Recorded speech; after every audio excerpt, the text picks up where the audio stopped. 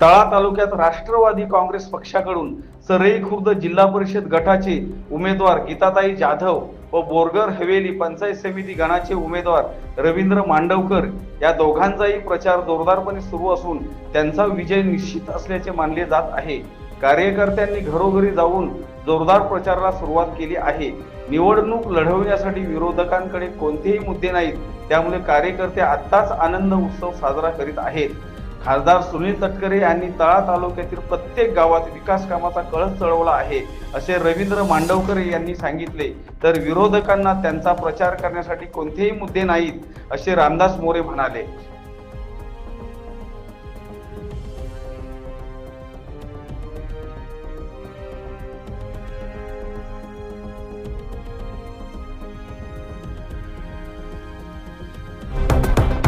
राष्ट्रवादी कांग्रेस पक्षाचा विजय हो। रवि शेठ मांडवकर आगे बढ़ो, हम तुम्हारे साथ हैं। रवि शेठ मांडवकर आगे बढ़ो, हम तुम्हारे साथ हैं।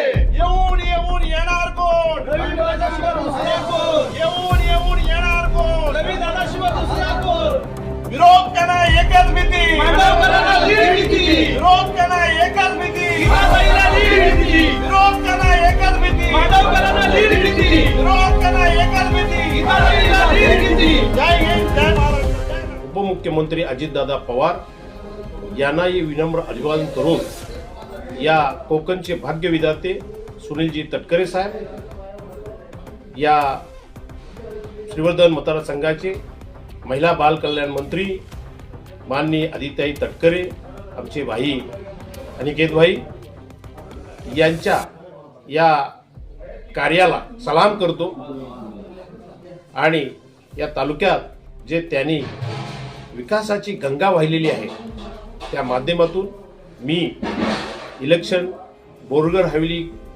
गण नंबर 85 मधून लढवत आहे। त्यांच्या सोबत काम करण्याची मला संधी मिळाली, मी माझे भाग्य समजतो। मी स्वतः इलेक्शनला SC ST OBC मायनॉरिटी सर्व समाजाच्या प्रतिनिधींना घेऊन पुढच्या काळात काम करण्याची माझी प्रामाणिकपणे पंचायत समितीच्या निवडणुका होत आहेत। याच्यासाठी एक बहुजन समाजाचे नेते, लोकप्रिय नेते, आदरणीय आमचे हृदयस्थान रवि शेठ मांडवकर आणि जिल्हा परिषदच्या भगिनी गीताताई जाधव यांना सन्माननीय या राज्याचे प्रदेशाध्यक्ष राष्ट्रवादी काँग्रेस पक्षाचे आणि या रायगड रत्नागिरीचे खासदार माननीय सुनीलजी तटकरे साहेबांनी उमेदवारी दिलेली आहे।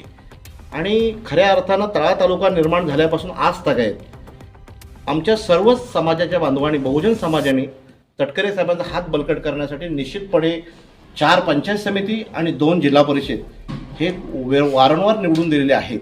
त्याच्यामुळं आता जो काही ज्या निवडणुका आहेत आणि ज्या निवडणुकीला आमची शेठ सामोरे जात आहेत ते काळ्या दगडावरची पांढरी रेष आहे।